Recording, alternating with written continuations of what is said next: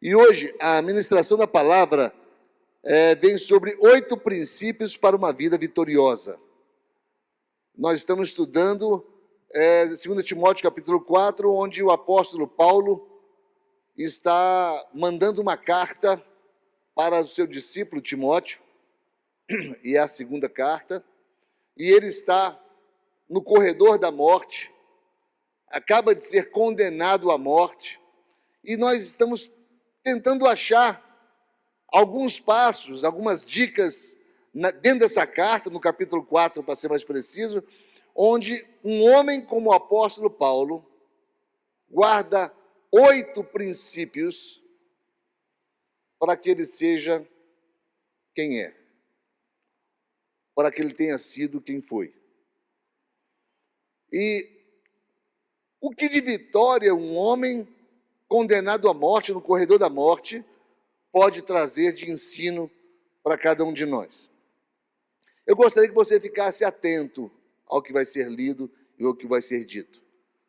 Prometo a vocês que não vou delongar, mas nós seremos profundos, porque há um entendimento muito forte nisso aqui, muito forte. Nós, às vezes, pensamos, o que um homem condenado à morte pode me ensinar? Quem te garante que você tem mais tempo do que ele teve depois de ter escrito essa carta? Quem te garante isso? Uma coisa é importante e interessante. O fato de você estar aqui nessa noite tem muito a ver com o que será dito aos seus ouvidos. Porque você não está aqui porque você foi convidado somente. Você está aqui por um propósito de Deus. Amém? Então nós vamos ao 4º princípio, dos 8 princípios. E ele escreve a Timóteo o seguinte: quando você vier, traga a capa que deixei na casa de Carpo, em Troade, e os meus livros também, especialmente os pergaminhos. Só isso. Mas cadê o segredo? Ora, se eu tivesse dito o segredo de cara, não era segredo. Né? O que está acontecendo? Troade era uma cidade portuária na província de Troia. Era uma cidade banhada pelo mar Egeu. Hoje é Istambul, uma cidade de 12 milhões de habitantes aproximadamente. Então, cresceu muito Troade. E Carpo era um discípulo que da cidade havia ouvido o evangelho e foi ganho para o evangelho pelo apóstolo Paulo. E Paulo estava lá na casa de Carpo, discipulando Carpo, quando a pretória romana invadiu a casa, prenderam Paulo sob acusação política de que Paulo era o mentor do incêndio de Roma. E levaram Paulo para o calabouço, acusado de ter incitado o povo a incendiar Roma, principalmente os judeus. Muitos morreram, até que se descobriu realmente quem incendiou Roma. Só que Paulo, ele já havia sido preso, uma prisão por intolerância religiosa, mas agora ele era um preso político. E foi julgado e condenado à morte. Algo terrível aconteceu na vida de Paulo. Mas enquanto ele esteve preso, ele pregou o evangelho. Nós temos aí um pedacinho daquele filme. Vejam só, prestem bem atenção no que Paulo fala aqui. Preste atenção. Imagine-se olhando para o vasto mar diante de você. Você se abaixa, põe a mão na água e traz um pouco de água até você. Imediatamente a água começa a escorrer pelos dedos até a mão estar vazia. Essa água é a vida do homem. Do nascimento à morte, ela está sempre escorrendo por nossas mãos até se ir. Junto com tudo a que você tem apreço neste mundo. Porém, o reino de que falo para o qual eu vivo é como o resto da água do mar. O homem vive por aquele punhado de água que escorre pelos dedos. Mas aqueles que seguem Jesus Cristo vivem para aquela expansão infindável de mar.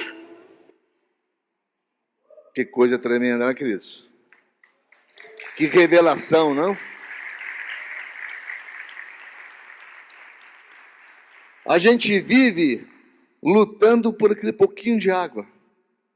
Vive uma vida toda lutando por aquele pouquinho de água.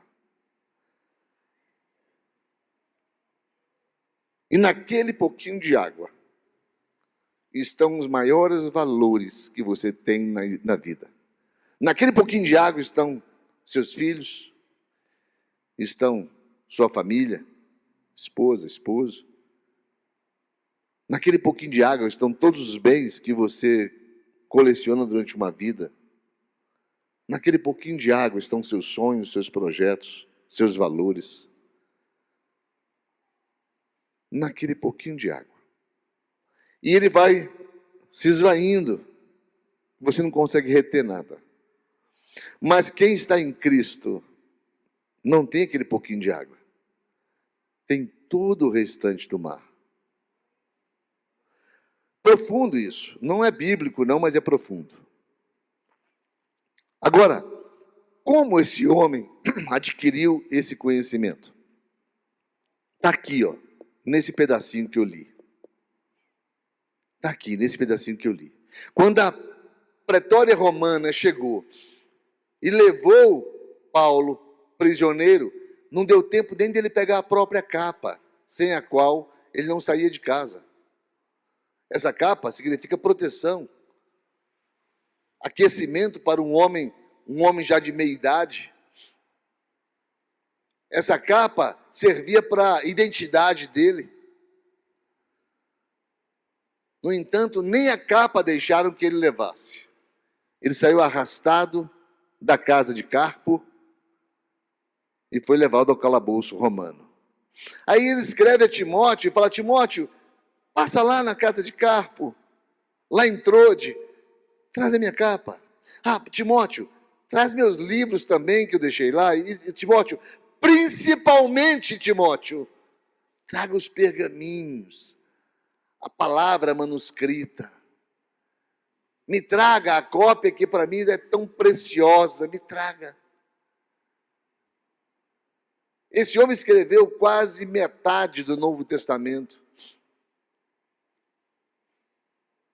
Esse homem foi referência, e é referência até os dias de hoje, porque algo além dele, maior que ele, agia através da vida dele. Foi lá em Trode que Paulo teve a visão do homem macedônio, falando: passa a Macedônia e nos ajuda. Paulo nunca abandonou a palavra de Deus, nunca, nunca. Mesmo nos problemas mais terríveis que ele passou, ele nunca abandonou a palavra de Deus. E nós temos 6 das muitas importâncias que a palavra de Deus nos traz a nossa própria vida. Eu queria trilhar nesses seis importantes aspectos da palavra de Deus. O primeiro deles, a palavra de Deus nos aperfeiçoa. Nós somos imperfeitos e muitas vezes nós produzimos dessa imperfeição atos, atitudes que são maléficas a quem convive com a gente. Hábitos que adquirimos através do que falamos, através do que pensamos. Eu já falei aqui algumas vezes uma frase de Margaret Thatcher que eu acho fantástica, onde ela fala: cuide dos seus pensamentos, porque se tornarão palavras. Cuide de suas palavras, porque se tornarão atitudes. Cuide de suas atitudes, porque se tornarão hábitos. E cuide dos seus hábitos, porque formarão seu caráter. Mas como pensar de forma perfeita? Se nós recebemos tanto lixo no dia a dia. Na internet tem muita coisa boa, mas grande parte é lixo. E muitos de nós alcançamos somente o que é lixo. Você liga a televisão, mais lixo. Você vai conversar a respeito de questões sociais, questões políticas, só lixo. Como concatenar, como pensar com perfeição, se você só tem o que é imperfeito como alcance? Você vai pensar no que é imperfeito, vai produzir o que é imperfeito, vai se habituar no que é imperfeito. A palavra de Deus fala em 2 Timóteo capítulo 3, versículos 16 e 17 o seguinte: toda a escritura, toda a palavra, toda a escritura é inspirada por Deus e útil. Inspirada e útil. Encontramos na palavra, me dá essa Bíblia, por favor, Júnior. Isso. Nós encontramos na leitura da palavra o que Deus deixou escrito ao homem, inspirada por Deus. Tem alguma coisa imperfeita naquilo que Deus faz? Claro que não. Então, ela é útil para o ensino. A primeira coisa é o ensino. Nós devemos nos tornar ensináveis. No dia que você parar e pensar, não tem mais nada a aprender, eu digo que você tem que começar tudo de novo. Porque todos sempre teremos algo a aprender. Sempre teremos algo a ser aprendido. Ela é útil para a repreensão. A palavra de Deus fala: repreende o teu filho e livra-o do inferno. As crianças de hoje estão quase que irrepreensíveis. Os pais não têm mais controle sobre os filhos para repreendê-los. Se pegar uma vara de goiabeira para dar uma mãozinha, você pode estar sendo acusado aí de agressão a menor, a incapaz.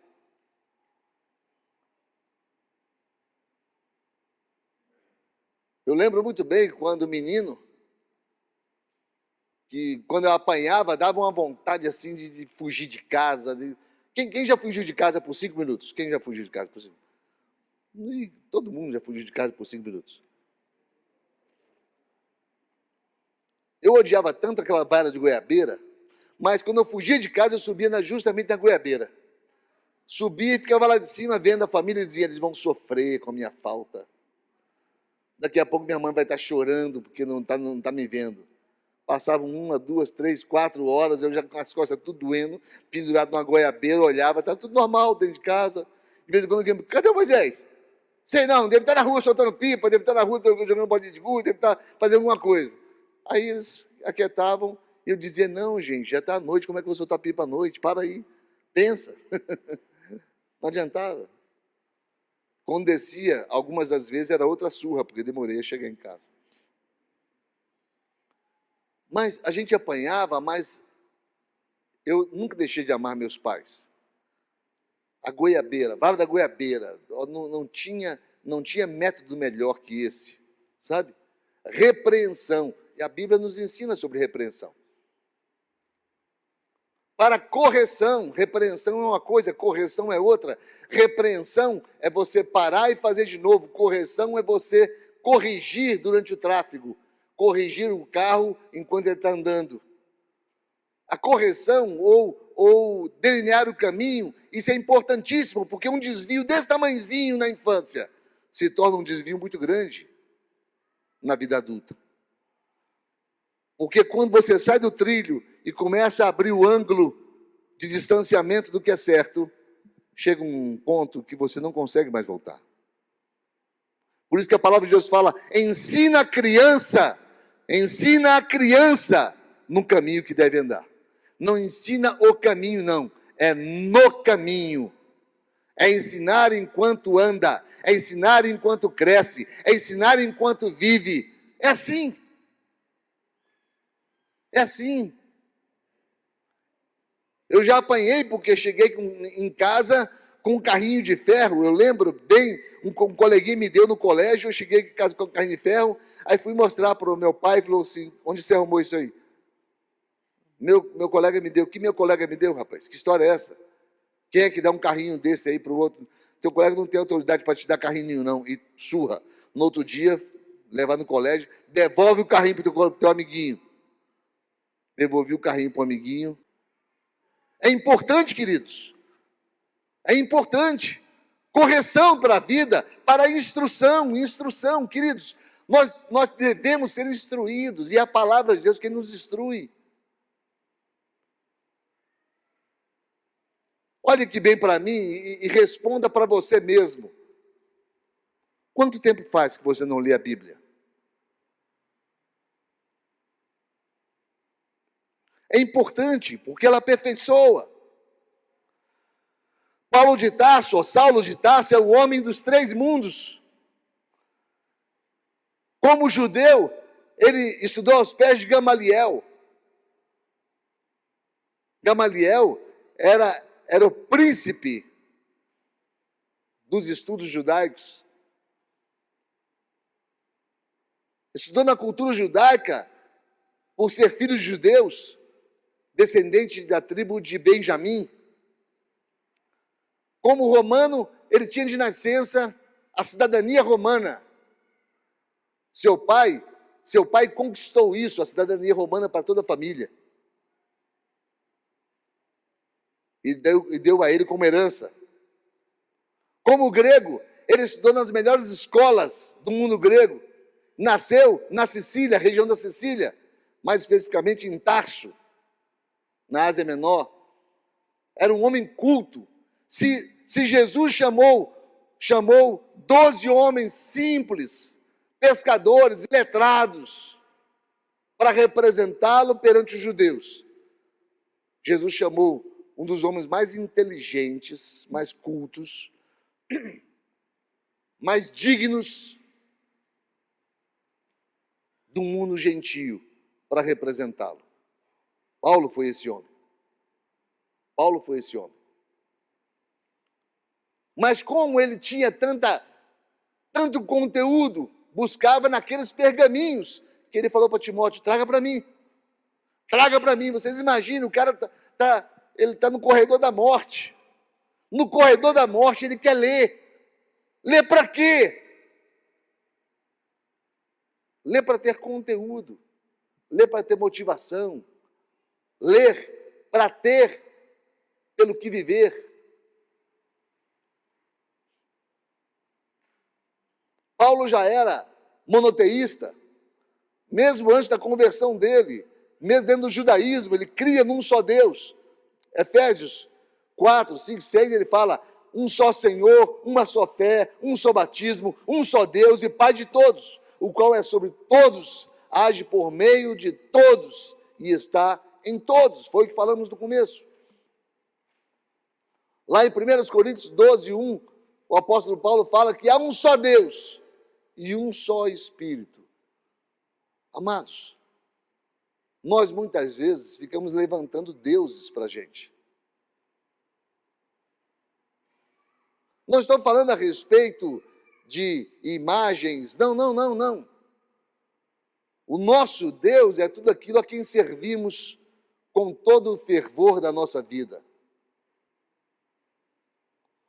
Porque se nós criticamos as imagens, vamos imaginar que o povo hebreu, muitos deles adoraram o bezerro de ouro. E nós adoramos o ouro do bezerro. Dá na mesma. De repente, o ouro do bezerro se tornou um Deus. De repente, servimos ao dinheiro. E olha que servimos alguns de carteira assinada. Servem ao dinheiro 8 horas por dia, 10 horas por dia de sua vida. Servindo ao dinheiro. Pastor, a gente precisa levar comida para casa. Precisa. Eu sei que precisa. Só que existem valores que nós não estamos percebendo. Estão bem próximos da gente e a gente desconhece. a gente não percebe. É como aquela história que eu contei para vocês, daquele arqueólogo inglês, Harvard Carton, que achou o tesouro do rei Tut. 30 anos depois, numa busca incessante de 30 anos depois, ele resolve rever todas as escavações dele e volta lá na primeira escavação, e em vez de escavar onde escavou a 2 metros. 2 metros de distância, e achou o tesouro. Mas ele errou por 30 anos. Eu conversei com um irmão, que oramos muito por ele aqui na igreja, que estava com Covid, foi entubado e foi desenganado, estava com uma oxigenação muito baixa, muitíssimo baixa. Estava com mais de 80% do pulmão tomado. E a situação dele era caótica. E Deus permitiu que ele fosse recuperado da Covid. E ele, conversando comigo ontem, ele falava para mim: pastor, eu só pedi a Deus para me dar um tempo mais de vida, para eu curtir meus netinhos, para eu poder viver um pouco mais com a minha família. Aí, pastor, vinha a lembrança dos dias e dias que eu, empatado com o meu serviço, eu deixei de estar com a minha família. Jantar de final de ano, pastor, eu não estive com a família. Eu fiquei preso por falta de avião em outro estado. Quantas vezes minha família saiu e eu pagava tudo para eles para ir para a praia, eu não ia, eu não podia ir, por ser escravo do trabalho. Via só as fotos da família, brincando, os netos correndo. Sentia vontade de estar lá, mas a força do compromisso era maior. Aí eu falei para Deus: Deus, se o Senhor me permitir viver, eu não quero nem saber, eu vou dar um jeito de viver com a minha família, viver com os meus filhos. Amados, ele entendeu o verdadeiro sentido da vida. Ele entendeu aquele pouquinho de água que ele tinha na mão. Ele entendeu. Quantos de nós não entendemos isso ainda? E vocês sabem como a gente chega a essa conclusão? Está aqui, ó. Leitura da palavra de Deus. Segundo aspecto, a palavra de Deus nos limpa por dentro. Ela nos limpa por dentro. Eu li um texto, há um tempo atrás, num sábio que ouviu um discípulo dizendo assim: mestre, eu vou confessar algo para o senhor, menos de 10% de tudo que o senhor fala é o que eu consigo reter. Eu sou um tolo, eu não consigo, eu vou desistir porque o senhor fala tanta coisa linda, maravilhosa, mas eu não retenho o que o senhor fala. E o sábio falou para ele assim: faz assim, pegou um cesto de vime. Quem conhece cesto de vime?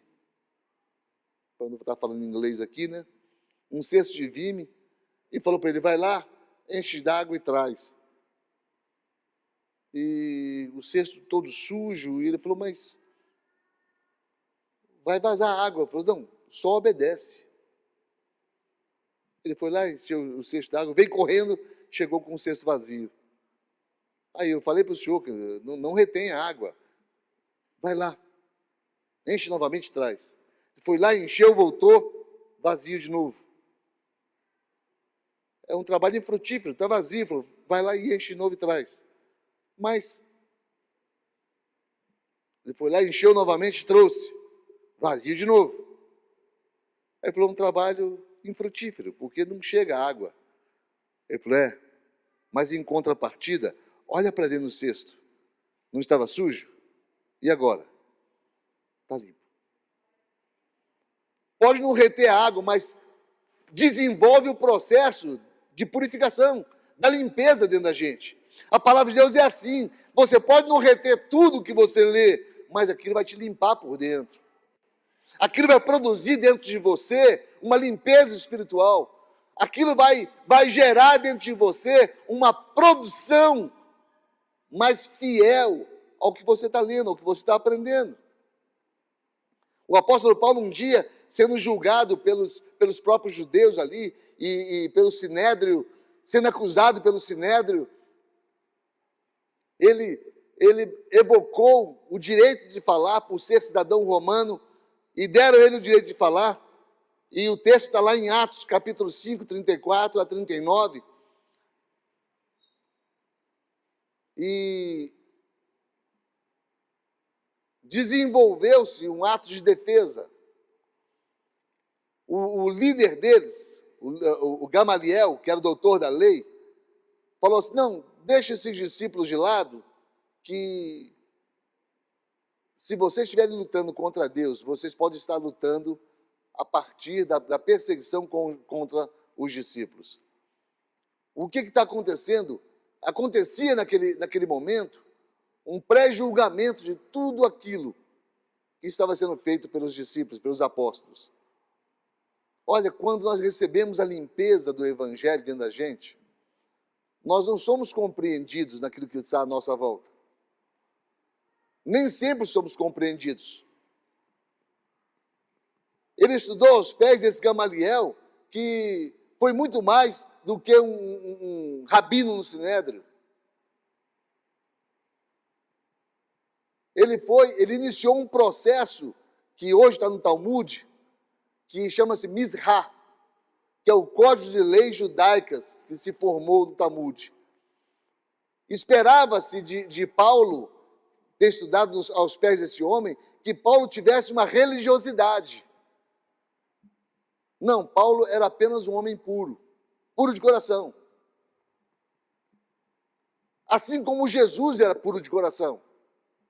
Um dia os discípulos se juntaram e falaram para Jesus algo que está nesse Mizrah aqui, que é o Kadish, que é a oração aos mortos. Eles falaram: Jesus, nos ensina a orar. E Jesus ensina outra coisa. Pela pureza de coração de Jesus, Jesus ensina a oração ao Pai Nosso. E insere todas as pessoas que estavam à sua volta na paternidade de Deus, quando ele fala Pai Nosso e não meu Pai. Jesus deixa de ser o unigênito do Pai naquele momento e passa a ser o primogênito do Pai. Passa a ser o primeiro de muitos filhos. Paulo tinha essa pureza que Jesus tinha. E Paulo, quando está sendo acusado, ele fala o seguinte, lá em Atos 22, ele fala: irmãos e pais, ouçam agora a minha defesa. Quando ouviram que lhes falava em aramaico, reparem a sabedoria desse homem. Ele sabia que para chamar a atenção do povo judeu, ele deveria falar na língua mãe, na língua da religião dos judeus, que era o aramaico. As rezas que ele havia aprendido no Talmud, as rezas do Terrilim, que eram os salmos, eram todas no aramaico.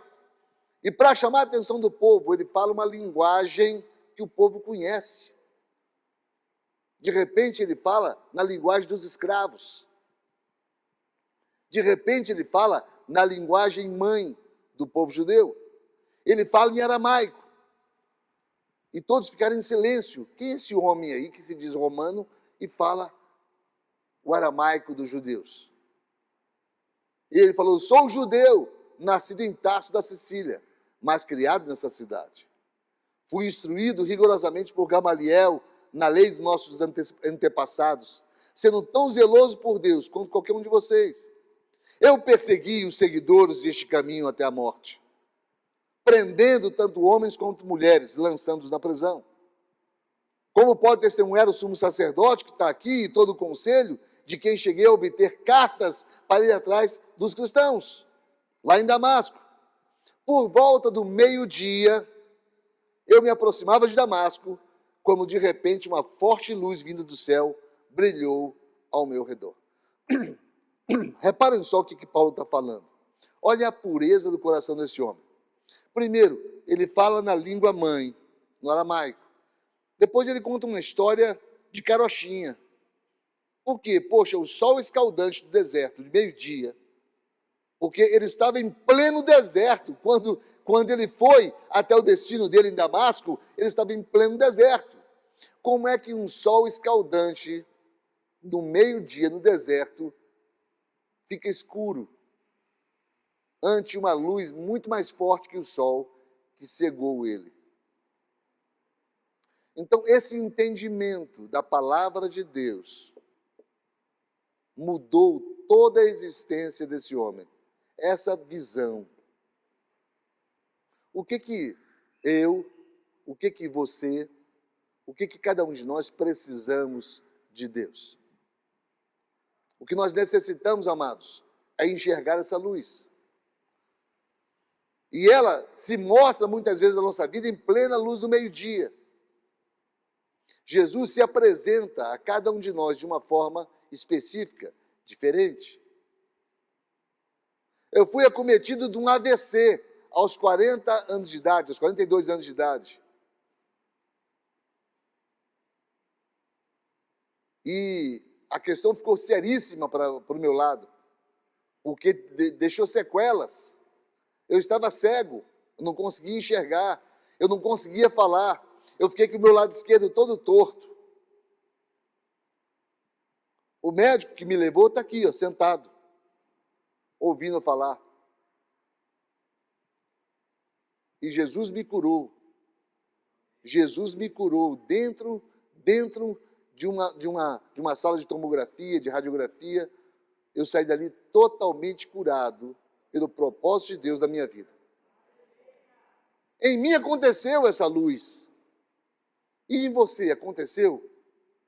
Já aconteceu de você reconhecer Jesus como Paulo reconheceu e a vida dele foi transformada? Como eu reconheci, minha vida foi transformada? Como esse rapaz que eu falei do Covid reconheceu e a vida dele foi transformada? Ah, mas ele quase morreu de Covid. Sim, mas para ele foi a maior bênção da vida dele. Foi ter sido salvo da morte durante esse Covid. Porque a vida dele se transformou. A leitura dele foi outra, porque acendeu uma luz no entendimento dele. E de onde vem a luz que acendeu no entendimento dele? Da palavra de Deus. Então, ter pureza de coração é você conseguir enxergar a luz aqui dentro. É você conseguir compreender, só que ela não se ilumina por si só. Você precisa abrir a palavra de Deus e ler a palavra de Deus. Você precisa de tempo com Deus. Por quê? Porque tem muita gente que fala para Deus e fala até repetidamente. O que a Bíblia condena, lá em Mateus capítulo 6.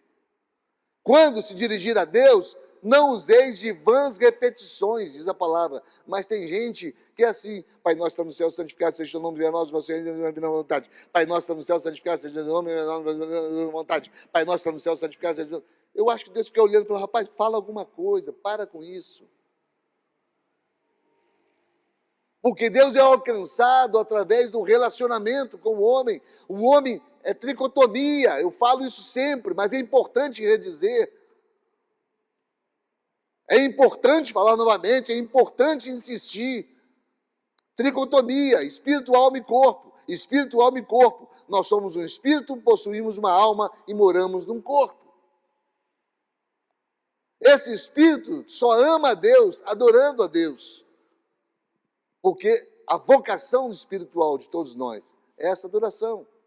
Essa alma só ama a Deus se relacionando com Ele. Porque a alma é relacionamento consciente. Quando a palavra de Deus nos fala: não vos conformeis com este século, mas transformai-vos pela renovação da vossa mente, é a renovação da alma. Quando a gente fala: não caminhe vida fora, levando bagagens emocionais desnecessárias, isso aí é a cura da alma. Então, adoração do Espírito, relacionamento da alma, obediência no corpo. Quando você alcança Deus, nesse sentido, uma luz acende em você. Você passa a ter um entendimento não religioso, não religioso. Porque Deus não vai perguntar quando você chegar lá na porta do céu, você é protestante, é católico, espírita, o que você é? Deus não quer nem saber disso não, gente. Isso é invenção nossa. Isso é invenção nossa. Deus quer saber se você confessa Jesus como Senhor e Salvador da sua vida. Isso sim é importante. Isso sim é importante. Eu disse esses dias aqui e torno a repetir, ninguém vai para o inferno por causa dos pecados que cometeu. Preste atenção. Ninguém vai para o inferno por causa dos pecados que cometeu. Sabem por quê? Porque todos os pecados foram perdoados com a morte de Jesus. Só que tem um porém. São todos os pecados confessados e deixados. E para que você confesse o seu pecado e o deixe, você precisa reconhecer o senhorio de Cristo Jesus. Vocês sabem o que pode nos levar para o inferno? É a rejeição da graça de Deus. É a única coisa que pode nos levar para o inferno. É você rejeitar a graça de Deus. Alguém que chegue no inferno não vai poder olhar para trás e dizer, eu merecia o inferno porque eu pequei muito. Não importa se você pecou muito. O que importa é, cadê Jesus na tua vida? Cadê a graça? Cadê a graça sobre a tua vida? Só vai para o inferno quem rejeita a graça de Deus. Terceiro, a palavra de Deus nos santifica. Lá em João 17 fala, santifica-os na verdade, a tua palavra é a verdade. Amados, quando você lê a palavra de Deus, você entende o processo. Você percebe o processo. É importantíssimo, é questão sine qua non, porque é indispensável você não ter a palavra de Deus no teu coração. Deus orientava, todo rei de Israel tinha que ter uma cópia das Escrituras. Todo rei de Israel tinha que ter o próprio pergaminho para consulta. Porque a palavra de Deus nos permite governar. A palavra de Deus nos permite ser pais, ser mãe, ser filhos, ser bons profissionais, ser bons cidadãos. Não é só pela questão da ética, não. É pela questão da santidade, que é a maior motivação do ser humano. Nós precisamos conhecer o dono da nossa vida. O apóstolo Paulo, quando pediu a palavra, não foi somente para produzir discípulos à sua volta, dentro da cadeia. Não, é para que ele pudesse se alimentar da santidade. Ele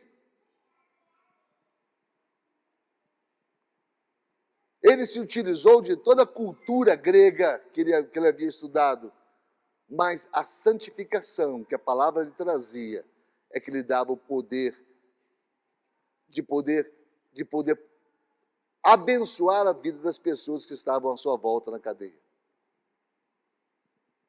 A palavra de Deus também nos liberta. E conhecereis a verdade, e a verdade vos libertará.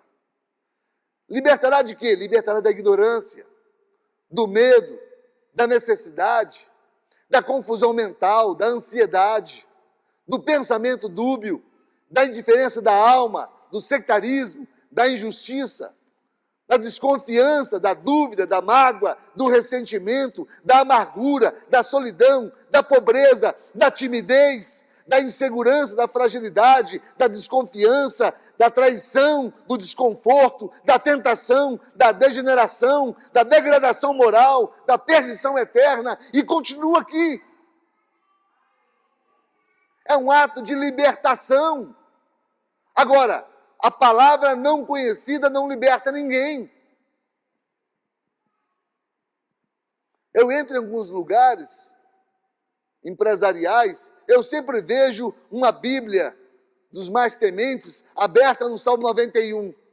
E um dia eu perguntei para o empresário assim, bacana, hein, você com a Bíblia aberta ali, tá? Você faz leitura?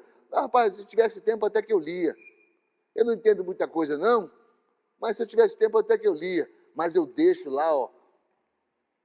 Uma mulher me falou que tem que deixar no Salmo 91 e deixar uma canequinha de sal do lado, porque aí espanta tudo quanto é mal olhado, tudo quanto é... Oh, meu Deus. Nada a ver. Nada a ver. Porque a palavra precisa ser conhecida,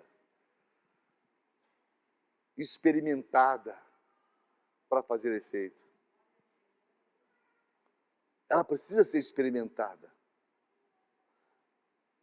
Muitas vezes, pessoas frequentam a igreja, frequentam porque a mãe frequentava, porque o pai frequentava, porque o avô frequentava. Lembrei agora de uma história que uma moça convidou os parentes para ir fazer a ceia de Natal na casa dela. Aí, ela trouxe o peru e colocou o peru em cima da mesa. Quando colocou o peru em cima da mesa, ele estava partido no meio. Aí alguém perguntou para ela, mas por que você parte o peru no meio? Ela falou, não sei. Natal lá em casa era sempre assim, quando tinha peru, era partido no meio. Não é assim que faz, não? Não. Mas minha mãe sempre fez assim. Ela recorreu à mãe, mãe, por que a senhora sempre partiu o peru no meio no Natal? A mãe falou, não sei, por quê? Não é assim? Uma amiga minha falou que não. Mas como? A sua avó sempre partiu o peru no meio. Quando eu era pequena, ela foi na avó. Vó, por que a senhora parte o peru no meio? Partiu o peru no meio. A avó falou, que bobagem, porque eu tinha um fogãozinho desse tamanho, não cabia o peru inteiro, eu tinha que partir no meio. Mas a gente vai recebendo as informações das gerações e vai achando que é aquilo. E não consulta a palavra de Deus. Não entende que a libertação vem do conhecimento. E conhecereis a verdade. Se eu perguntasse para vocês, como já fiz com algumas pessoas, e conhecereis a verdade vos libertará? E perguntasse a vocês, quem vos libertará? Vocês diriam o quê? A verdade. Mas não é a verdade que liberta. Quem liberta é o conhecimento. E conhecereis a verdade, para que a verdade vos liberte. Agora, amados, a palavra de Deus, que é a verdade, não tem sido conhecida. Não tem sido conhecida.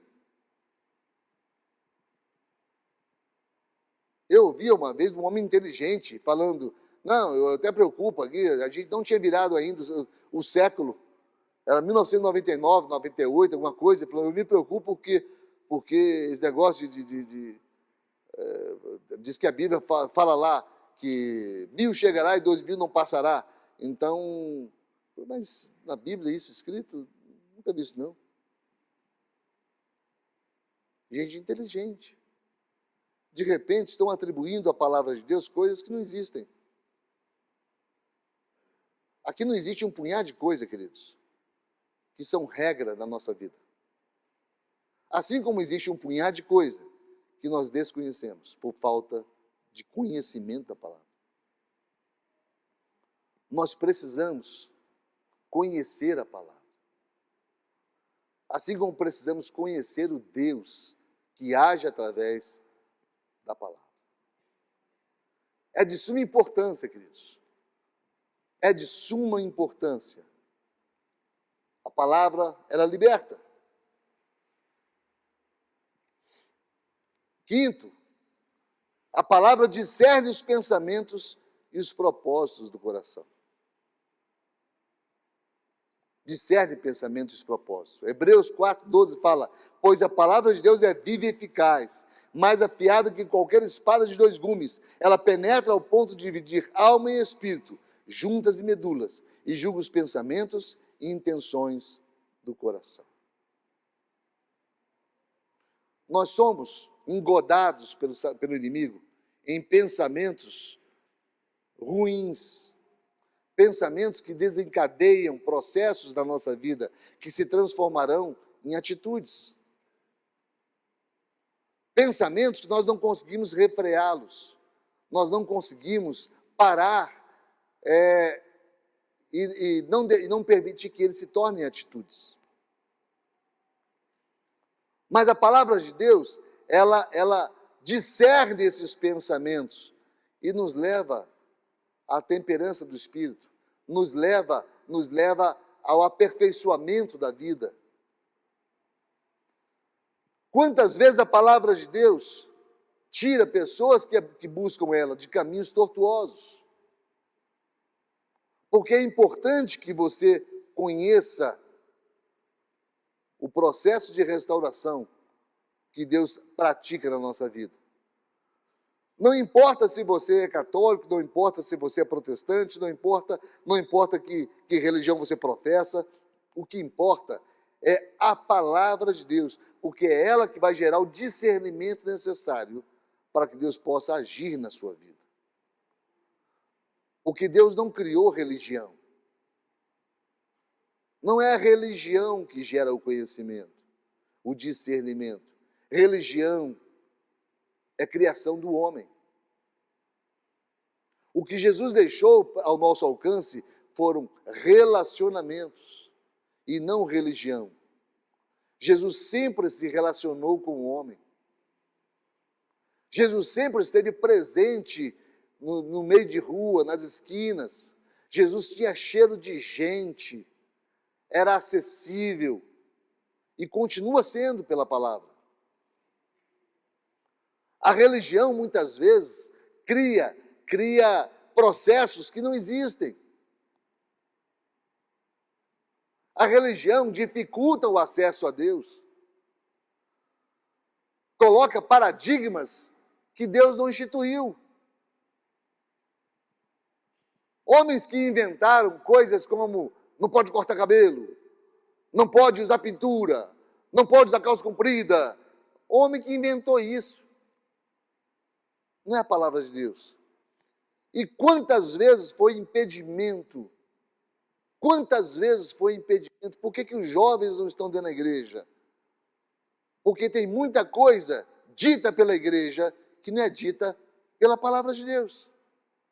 Se nós fôssemos guiados apenas pela palavra de Deus, amados, não comportaria o número de pessoas que iriam querer ter a palavra para discernir a vida. A experiência de vida nos faz olhar para trás e imaginar se eu pudesse ter novamente 30 anos de idade, 20 anos de idade. Nossa, quanta coisa seria diferente. Pois eu digo para vocês que a palavra de Deus renova a nossa vida em todo o processo, não somente de conhecimento, como também de atitudes. Quando o apóstolo Paulo falou, Timóteo, traz os pergaminhos, ele sabia do que estava falando. E sexto e último, a palavra de Deus prospera. Quando a gente fala em prosperidade, normalmente nós somos levados a desenvolver raciocínios pecuniários, financeiros, achando que prosperidade tem muito a ver com financeiro. Não tem muito a ver, não. Tem a ver também, mas não é o principal. Não é o principal. Teve muita gente que sofreu até morrer com essa pandemia que apareceu aí, tinha muito dinheiro no banco. O dinheiro não serviu para nada para ele. Para nada, para nada. Lá em Josué, capítulo 1, versículo 8, fala, não cesses de falar deste livro da lei.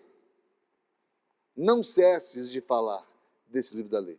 Antes, medita nele de dia e de noite, para que tenhas o cuidado de fazer segundo a tudo quanto nele está escrito. Conclusivamente, o texto fala, e então, como conclusão, se você meditar dia e noite, se você buscá-lo, se você fizer tudo aquilo que ele te indicar, então farás prosperar o teu caminho e serás bem-sucedido. Então, a importância da palavra faz parte do nosso sucesso na vida. Faz parte do nosso sucesso. Eu paro e olho para a minha vida, eu glorifico muito a Deus. Ainda vinha hoje no carro conversando com o pastor Paulo Henrique, pastora Cláudia, eu e meu amor, a gente vindo na estrada, e vimos conversando. Gente, que coisa boa é você olhar para a família e ver a família toda caminhando em direção a Deus. Mas não é algo que se construa da noite para o dia. É uma construção que é fundamentada na palavra de Deus. Na palavra de Deus. Se nós entendermos que a palavra de Deus, ela é o que necessitamos, nós não somente seremos prósperos, mas santificaremos a nossa vida, traremos um propósito de Deus, pacificaremos, seremos libertos de vícios, libertos de hábitos, libertos de prisões interiores e de tantas outras coisas mais. Vamos ficar de pé por um instante? Vocês podem apagar um pouquinho a luz para a gente? Para deixar a gente mais confortável? Isso. Eu, sinceramente, eu não sei, como falei no começo, não sei o porquê você está aqui. Mas sei de uma coisa. Sei porque Jesus permitiu que você estivesse aqui. O apóstolo Paulo, quando pede para Timóteo, traga para mim a palavra, traga para mim os pergaminhos, havia um propósito daquele homem que estava prestes a morrer. Era saber qual é o projeto de Deus. Ele está dentro da palavra, mas quem revela a palavra é o Espírito Santo. Qual é o projeto de Deus para a sua vida? O que vai acontecer com a sua vida amanhã? Você lembra daquela água na mão do apóstolo Paulo?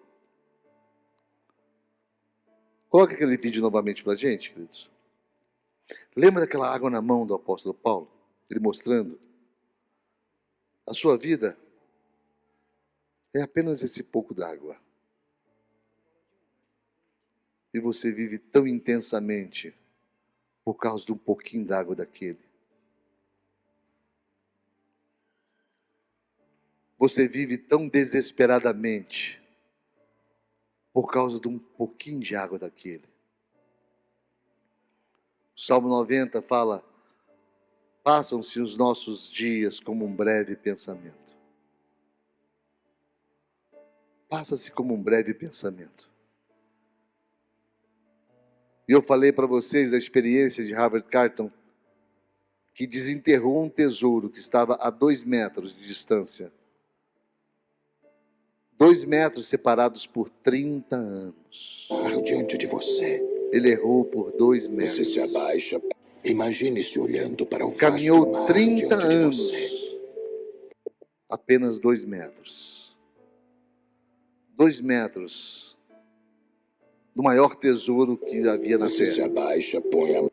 2 Imagine-se metros. olhando para o vasto mar diante de você. Quem sabe hoje você tem ao seu põe a mão alcance na água, o maior traz um pouco tesouro de água até você. que você possa encontrar. Imediatamente a água começa a Está a escorrer menos. pelos dedos até a mão estar vazia. menos 2 Essa metros. água é a vida do homem. Está aí, ó, ao teu Do alcance. nascimento à morte, E Jesus ela fala: está eis que sempre estou à escorrendo porta e por bato. nossas mãos, até se ir.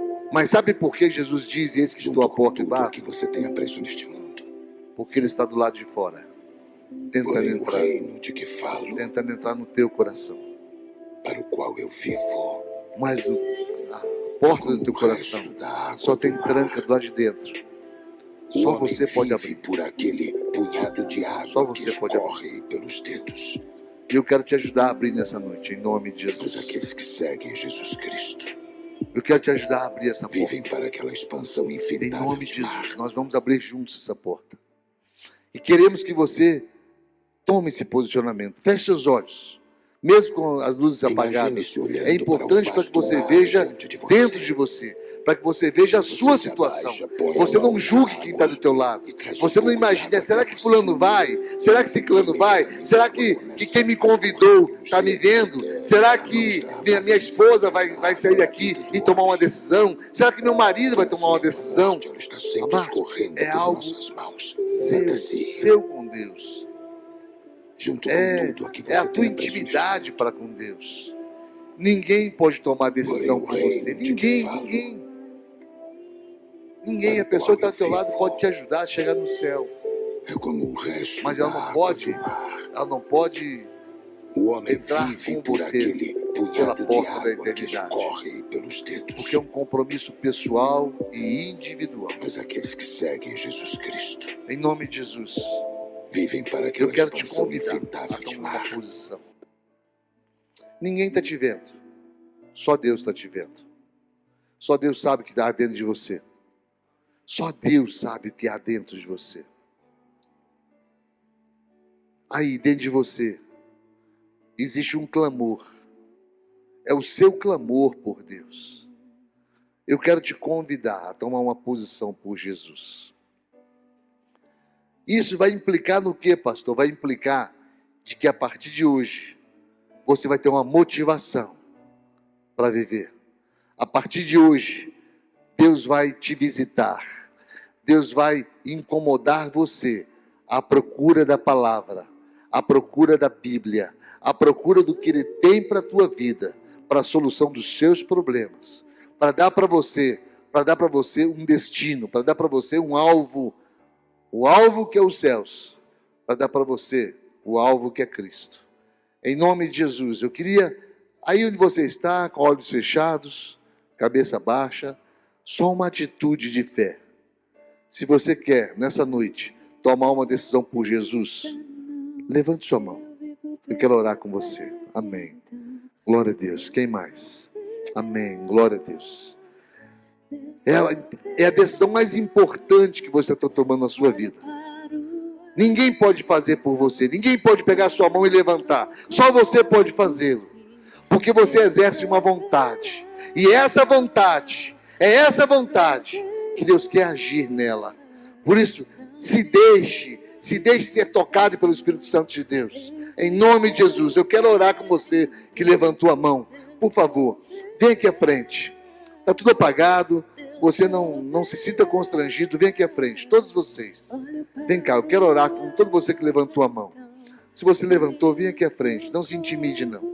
Muito mais gente levantou como você. Glória a Deus por isso, glória a Deus por isso. Vem à frente. Feche seus olhos aqui à frente, feche seus olhos, porque isso ainda continua sendo foro íntimos teu, continua sendo entre você e Deus, ninguém mais. Por isso, em nome do Senhor Jesus, que o poder do Espírito Santo de Deus haja nas vidas, ó Pai. Haja nas vidas, ó Pai, em nome de Jesus, ó Pai. Sim, Deus, em nome de Jesus. Veio socorro, sim. Toca o som, gente. Alto, alto. Mais alto. Aumenta o teu Não vivo pela vista, não. Eu vivo pela fé, então Deus proverá. Deus proverá. Olho para o alto, então veio socorro, sim. Deus proverá. Deus proverá. Glória a Deus. Olha aqui para mim, vocês que vieram à frente. Eu peguei uma certa distância de vocês, porque eu estou sem máscara. Preste bem atenção. Existem 3 mundos que vocês estão vivendo. Vocês vivem em 3 mundos. Vocês vivem num espaço físico, que é o mundo cosmos. Vocês vivem num mundo sistema, que é o governo e as suas ações como quem produz, como quem consome, sua ação social. E existe o mundo homem, que é o mundo que existe dentro de você, e você governa ele, você comanda ele. Então, dentro de cada um de vocês existe um mundo. E esse mundo que está dentro de você, quem manda nele é você. Só que nessa noite, o que você está fazendo? Você está pedindo para Jesus governar esse mundo teu interior. E por que você pede que Jesus governe? Porque você confia nele. Você sabe que ele conhece todos os seus dias. Você não conhece. Ele conhece os seus dias quando nenhum deles foi escrito ainda. Ele conhece suas decisões, sua vida. Ele conhece. Ele conhece as suas necessidades, os seus anseios, os seus sonhos frustrados. O seu choro no travesseiro noturno, o seu choro noturno, quando você está antes de dormir, está chorando por frustração, está chorando por falta de condição de resolver problemas, está chorando por tanta coisa. Ele sabe e ele tem a solução para você. Então, a partir de hoje, o mundo interior seu, Jesus vai tentar comandar. Ele vai tentar dirigir o carro para você. Ele vai tentar dirigir sua vida. Você vai ver, quando você sair daqui, você vai sentir uma paz. E é muito provável que o Espírito Santo de Deus, pela misericórdia dele, te faça entender, faça ver aquela luz que Paulo viu. Aquela luz que cegou Paulo ao meio-dia no deserto, aquela luz. Deus vai fazer com que alguma coisa na sua vida determine esse dia como um dia fatal de que você convidou Jesus para morar dentro de você. Tem alguém que te ama mais do que você mesmo. É Jesus. Ele se entregou por você. Então, nós vamos orar a oração de entrega, Jazinho. E quando Jesus tomar posse da sua vida, você vai ver que os seus problemas serão os problemas dele também. E solução de problemas é a melhor identidade dele, a solução de problemas. Você vai se sentir pacificado, santificado, ajudado, assistido. Você vai se sentir amparado, porque é isso que ele faz com o coração do homem. É isso que ele faz com o coração da gente. Ele supre a nossa necessidade. Amém? Bota a mão no seu coração assim, ó. Isso. E repita comigo. Senhor Jesus, nessa noite, eu te convido para entrar no meu coração. Eu sei, Senhor Jesus, que a tua palavra me sustentará.